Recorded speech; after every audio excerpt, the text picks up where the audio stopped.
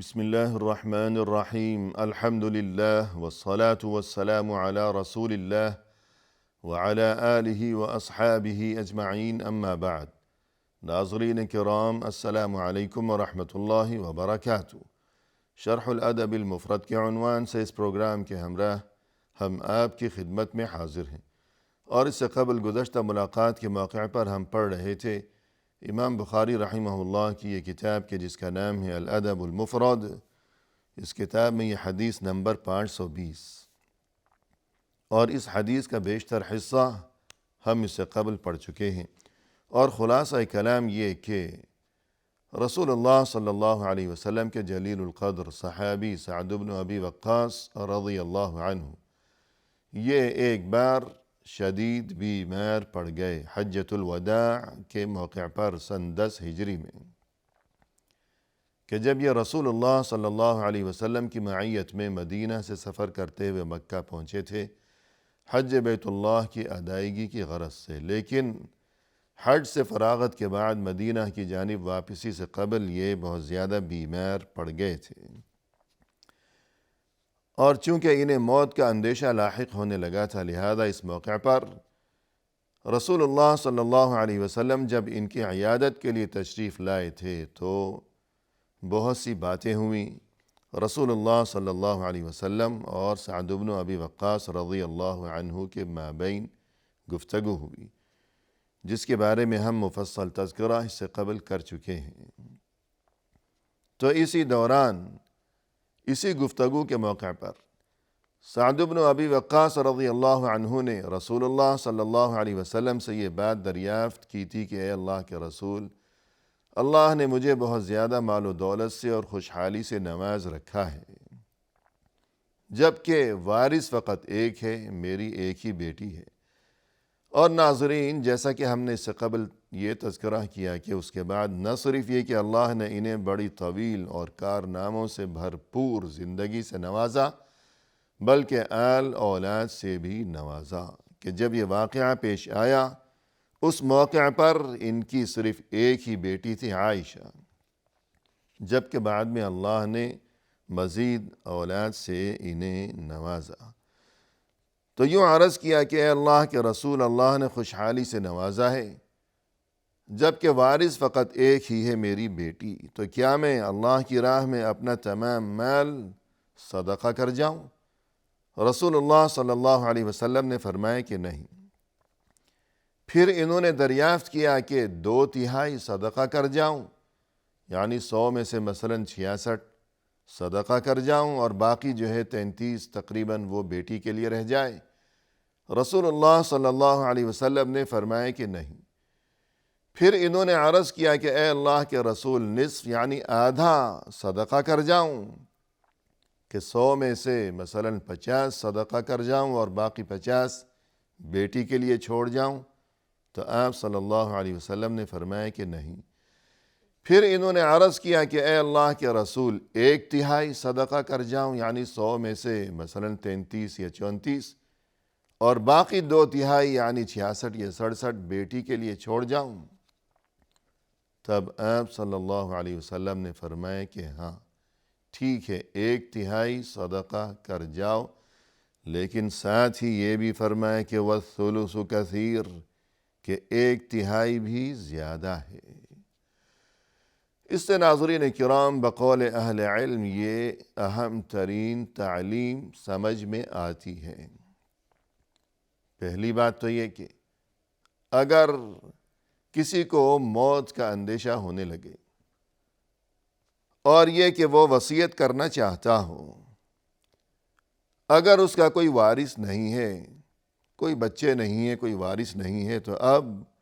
اسے آزادی حاصل ہے کہ اس کی مرضی ہے کہ جتنا وہ چاہے صدقہ کر جائے، وصیت کر جائے۔ اگر وہ چاہے تو اپنا تمام مال جو ہے وہ صدقہ کر جائے اللہ کی راہ میں، کہ وارث تو کوئی موجود ہی نہیں ہے۔ لیکن وارث کی موجودگی میں 1/3 سے زیادہ صدقہ کر جانے کی اجازت نہیں ہے،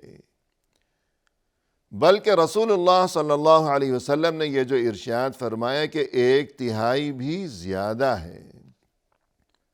تو بقول اہل علم اس سے یہ بات سمجھ میں آئی کہ 1/3 صدقہ کر جانے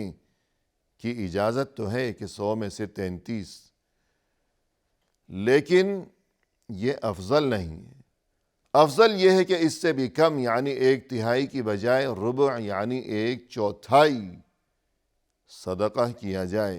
وارثوں کی موجودگی کے معاملے کو مد نظر رکھتے ہوئے کہ وارثوں کا بھی تو حق ہے۔ تو 1/4 یعنی 100 میں سے 25 جو ہے یہ صدقہ کر جائے، باقی 75 وارثوں کے لیے چھوڑ جائے کہ وارثوں کا بھی بڑا حق ہے۔ اور پھر یہ کہ آپ صلی اللہ علیہ وسلم نے اس موقع پر سعد بن ابی وقاص رضی اللہ عنہ کو اور ان کے توسط سے تمام امت کو یہ تعلیم دیتے ہوئے ارشاد فرمایا، ان صدقتک من مالک صدقہ، اگر تم اپنے مال سے صدقہ کرتے ہو تو یہ چیز یقیناً تمہارے لیے صدقہ ہے۔ یعنی تمہیں جو اتنی فکر لاحق ہے اور جو اس قدر یہ جذبہ تمہارے دل میں کہ تم اللہ کی راہ میں صدقہ کر جاؤ اپنا مال، یہ بڑی اچھی بات ہے، یقیناً یہ صدقہ ہی ہے۔ لیکن مجھ سے یہ سبق بھی سیکھ لو اور مجھ سے یہ بات بھی سن لو اور اسے یاد رکھو، گرہ سے باندھ کر رکھو کہ صدقہ صرف یہی نہیں ہے کہ انسان کسی محتاج کو، کسی مسکین کو، کسی ضرورت مند کو اپنا مال دے، صدقہ دے کسی مسکین کو، یہ صدقہ ہے یقیناً، لیکن صرف اسی چیز کا نام صدقہ نہیں ہے، بلکہ صدقہ کی اور بھی بہت سی شکلیں ہیں۔ وہ یہ کہ وَنَفَقَتَكَ عَلَىٰ عِيَالِكَ صَدَقَةٌ، اپنے بچوں پر جو کچھ تم خرچ کیا کرتے ہو وہ بھی تمہارے لیے صدقہ ہی ہے۔ کہ تم جو بار بار یہ دریافت کر رہے ہو کہ میں اتنا صدقہ کر جاؤں، اور یہ کہ آدھا صدقہ کر جاؤں، پورا مال صدقہ کر جاؤں، 2/3 صدقہ کر جاؤں، 1/3 صدقہ کر جاؤں مسکینوں کے لیے، ٹھیک ہے یہ سبھی کچھ صدقہ ہے یقیناً، لیکن صرف مسکین کو دینا صدقہ اس کا نام نہیں ہے۔ جو کچھ تم اپنے بچوں کے لیے چھوڑ جاؤ گے وہ بھی صدقہ ہی ہے، اور وہ بھی تمہارے لیے اللہ کے ہاں باعث اجر و ثواب ہے۔ بس یہ کہ نیت ہونی چاہیے کہ انسان اپنے بیوی بچوں پر جو کچھ خرچ کیا کرتا ہے کہ ان کے لیے کھانے پینے کا انتظام، ان کے لیے لباس کا انتظام، ان کے لیے تعلیم و تربیت اور لکھائی پڑھائی کے لیے اخراجات کا انتظام، اگر بچوں میں سے یا بیوی ہے کہ بیمار پڑ گئی ہو تو اس کے لیے علاج کا انتظام اور روپیہ پیسہ خرچ کرنا، اپنی یہ خون پسینے کی جو محنت کی کمائی ہے اسے بیوی بچوں پر، ان کی ضروریات پر خرچ کرنا، اگر انسان یہ نیت کر لے کہ میں اللہ کی رضا کی خاطر اور اللہ سے اجر و ثواب کی امید رکھتے ہوئے، اور یہ کہ اللہ کے دین میں جو اہل و عیال کا نان نفقہ میرے ذمہ ضروری قرار دیا گیا ہے، تو اللہ اور رسول صلی اللہ علیہ وسلم کے دین کی طرف سے میرے لیے جو تعلیمات ہیں ان تعلیمات پر عمل کے طور پر میں یہ سب کچھ کر رہا ہوں کہ بیوی بچوں کے اخراجات، نیت یوں کر لے انسان تو بیوی بچوں پر خرچ کرنا بھی صدقہ ہے، باعث اجر و ثواب ہے، اور یہ کہ باعث خیر و برکت ہے انشاءاللہ۔ تو فکر کرنے کی ضرورت نہیں ہے کہ تم نے بار بار پوچھا کہ اتنا صدقہ کر جاؤں غریبوں کے لیے اور میں تمہیں منع کرتا رہا۔ تو بات یہ ہے کہ غریبوں کو جو کچھ تم دو گے صرف یہی صدقہ نہیں ہے، جو اپنے بچوں کے لیے چھوڑ جاؤ گے وہ بھی صدقہ ہی ہے۔ تو فرمائے کہ وَنَفَقَتَكَ عَلَىٰ عِيَالِكَ صَدَقَةٌ، اپنے اہل و عیال پر تم جو کچھ خرچ کرو گے یا ان کے لیے جو کچھ چھوڑ جاؤ گے وہ بھی تمہارے لیے صدقہ ہی ہے۔ وَمَا تَأْكُلُ امْرَأَتُكَ مِنْ طَعَامِكَ لَكَ صَدَقَةٌ، تمہاری بیوی جو کچھ کھانا کھاتی ہے، جو لقمہ اپنے منہ میں ڈالتی ہے، تمہاری بیوی جو کھاتی ہے پیتی ہے کھانا پینا، یہ بھی تمہارے لیے صدقہ ہے۔ تو دیکھیے ناظرین کرام، یہ ہے دین اسلام، کتنا پیارا ہے یہ اللہ کا دین کہ انسان بیوی جو کچھ کھاتی ہے گھر میں، کھانا پینا، روٹی کا ایک ایک لقمہ، تو یہ چیز بھی انسان کے لیے صدقہ ہے، اور یہ کہ انسان کے لیے یہ چیز بھی اللہ کے نزدیک باعث اجر و ثواب ہے۔ ضروری نہیں کہ مسکین کو اگر جو کچھ دیا جائے گا تو بس وہی صدقہ ہے، اور یہ کہ بیوی بچوں کے اخراجات تو انسان اس غم میں پڑا رہے کہ کچھ بچتا ہی نہیں ہے کہ جو میں کسی مسکین کو دوں، تو صدقہ و خیرات میں کب کیا کروں گا، اور یہ کہ یہ فضیلت مجھے کب نصیب ہوگی۔ تو اس غم میں پڑنے کی ضرورت نہیں۔ اللہ نے اگر زیادہ خوشحالی سے نوازا ہے اور انسان مسکینوں کی بھی مدد کیا کرتا ہو تو الحمدللہ بہت اچھی بات ہے، لیکن اگر اتنی زیادہ خوشحالی نہیں ہے، تنگ دستی ہے، تو بیوی بچوں پر جو کچھ خرچ کر رہا ہے انسان، یہ بھی صدقہ ہی ہے۔ اس کے بعد فرمایا کہ وَإِنَّكَ أَن تَدَعَ أَهْلَكَ بِخَيْرٍ أَوْ قَالَ بِعَيْشٍ۔ اے سعد، اگر تم اپنے بیوی بچوں کو خوشحال چھوڑ جاؤ، ظاہر ہے کہ سعد کے توسط سے تمام امت کے لیے، ہم سبھی کے لیے رسول اللہ صلی اللہ علیہ وسلم کی طرف سے یہ پیغام ہے کہ اگر تم اپنے بیوی بچوں کو خوشحال چھوڑ جاؤ، یعنی بار بار یہ سوال کہ سبھی کچھ صدقہ کر جاؤں، اور یہ جذبہ اور یہ شوق یقیناً بہت اچھی بات ہے کہ صدقہ کر جاؤں، لیکن یہ کوئی عقل مندی نہیں ہے کہ انسان اپنا زیادہ مال صدقہ کر جائے غریبوں کے لیے، کہ بس میرے لیے کہ آخرت سنور جائے، میرے لیے اجر و ثواب کا انتظام ہو جائے، اور جو اپنے بیوی بچے ہیں انہیں وہ کنگال چھوڑ جائے، تو یہ تو خود غرضی کا معاملہ ہو جائے کہ میری آخرت سنور جائے اور بچے بیچارے دربدر ہو جائیں، تو یہ کوئی اچھی بات نہیں ہے۔ اگر تم اپنے بیوی بچوں کو خوشحال چھوڑ جاؤ، خیر لک من ان تدعہم یتکففون الناس، تو یہ بہت بہتر ہے اس بات سے کہ وہ تمہارے بعد لوگوں کے سامنے ہاتھ پھیلاتے رہیں کہ اللہ نے مال و دولت سے نوازا، لیکن انسان یہ سوچ کر کہ میری آخرت سنور جائے بہت کچھ صدقہ و خیرات کر گیا اور بیوی بچوں کو کنگال اور مفلس چھوڑ گیا کہ اب اس کی موت کے بعد یہ بیچارے دربدر ہو جائیں، فاقوں کی نوبت آنے لگے، دوسروں کے سامنے دستے سوال دراز کرنے لگے، تو یہ کوئی اچھی بات نہیں ہے۔ لہذا انسان صدقہ و خیرات کرے، لیکن زیادہ فکر اپنے بیوی بچوں کی بھی کیا کرے کہ ان کے لیے، ان کی بہتری کے لیے، ان کی خوشحالی کے لیے، اور یہ کہ دوسروں کے سامنے دستے سوال دراز کرنے کی جو ذلت ہے اور جو پریشانی ہے، اس ذلت و پریشانی سے انہیں محفوظ و مأمون رکھنے کے لیے انسان کو چاہیے کہ محنت و کوشش کرے، محنت و مشقت کرے، فکر و جستجو کرے، اور یہ کہ ہاتھ پاؤں مارا کرے، ہمت سے کام لے، پست ہمتی اور کوتاہی سے بچے، اور یہ کہ اللہ نے جب خوشحالی عطا فرمائی ہو تو سبھی کو صدقہ و خیرات نہ کر جائے، بلکہ بیوی بچوں کے لیے بھی چھوڑ جائے، تاکہ اس کی موت کے بعد انہیں در بدر ہونے کی ذلت سے وہ محفوظ رہ سکیں۔ تو یہ اہم ترین تعلیم ہے ناظرین کرام اس حدیث میں، اور جیسا کہ ہم نے اس سے قبل تذکرہ کیا کہ اگر کوئی خوشحال مالدار انسان ہو لیکن اس کا کوئی وارث نہیں ہے، اکیلا ہی ہے، تو اسے اجازت ہے کہ اگر وہ چاہے تو اپنا تمام مال، یا یہ کہ آدھا مال، یا جتنا چاہے وہ صدقہ کر جائے، کہ وارث تو کوئی موجود ہی نہیں ہے۔ اور اس کے بعد ناظرین ہمارے سامنے یہ نیا باب ہے کہ جس کا نمبر ہے 236، اور جس کا عنوان قائم فرمایا ہے امام بخاری رحمہ اللہ نے، فرمایا کہ باب فضل عیادت المریض، یعنی مریض کی تیمار داری کرنے کی فضیلت۔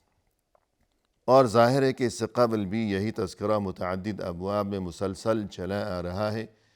کہ اگر کوئی بیمار پڑ گیا ہو تو اس کی عیادت کی جائے، اس کی مزاج پرسی اور تیمار داری کی جائے۔ تو یوں عبارات اور انداز بدل بدل کر مختلف قسم کے ابواب قائم کرنا اس کتاب میں۔ تو اس سے مقصود یہی ہے کہ امام بخاری رحمہ اللہ اس چیز کی اہمیت کی طرف متوجہ فرمانا چاہتے ہیں کہ اگر کوئی ہمارے آس پاس بیمار پڑ گیا ہو تو ضرور اس کی عیادت کی جائے۔ ہمارے سامنے یہ حدیث ہے جس کا نمبر ہے 521۔ فرمائے کہ حدثنا عاصم عن ابی قلابہ عن ابی اشعث الصنعانی عن ابی اسماء قال،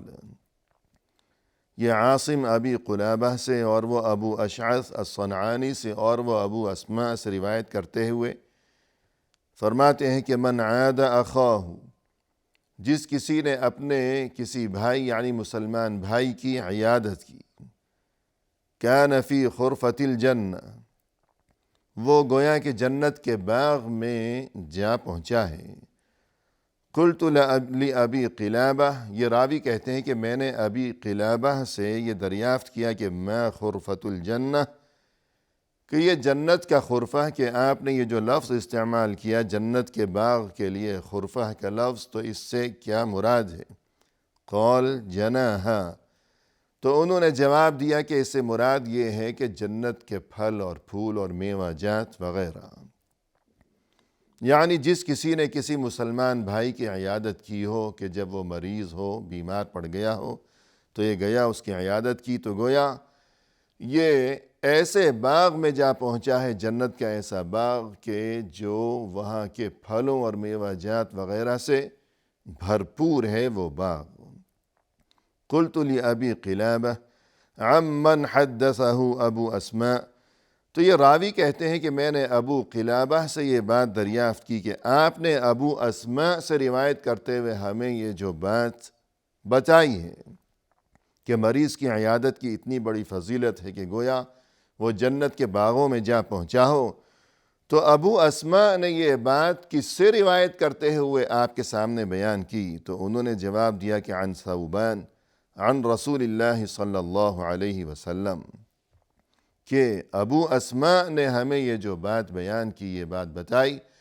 تو ثوبان سے روایت کرتے ہوئے، اور ثوبان رضی اللہ عنہ نے رسول اللہ صلی اللہ علیہ وسلم سے نقل کرتے ہوئے یہ بات بیان فرمائی، یعنی گویا یہ حدیث ہے، یہ رسول اللہ صلی اللہ علیہ وسلم کا ارشاد مبارک ہے کہ جس نے کسی مریض کی عیادت کی، گویا وہ جنت کے ایسے باغ میں جا پہنچا کہ جو وہاں جنت کے پھلوں اور پھولوں اور میوہ جات سے بھرپور قسم کا وہ باغ ہے۔ تو اس سے یہی بات بتانا اور سکھانا اور سمجھانا مقصود ہے کہ مریض کی عیادت کرنا یہ اس قدر اہم ترین عمل ہے، اس قدر افضل ترین عمل ہے کہ گویا وہ اعمال، وہ عظیم ترین اعمال کہ جن کی بدولت انسان کو جنت میں داخلہ نصیب ہوگا اور جنت کے ایسے باغوں میں پہنچنا نصیب ہوگا کہ جو پھلوں سے بھرپور ہوں گے، وہ عظیم الشان اور مبارک ترین اعمال۔ انہی میں سے ایک عمل یہ بھی ہے کہ انسان اگر کوئی اس کے آس پاس بیمار پڑ گیا ہو تو انسان کو چاہیے کہ اس کی عیادت کے لیے جائے، اس کی خبرگیری کرے، اور یہ کہ جس طرح بھی ممکن ہو سکے اس کی مدد کرے، اس کے ساتھ تعاون کرے۔ وآخر دعوانا ان الحمد للہ رب العالمین۔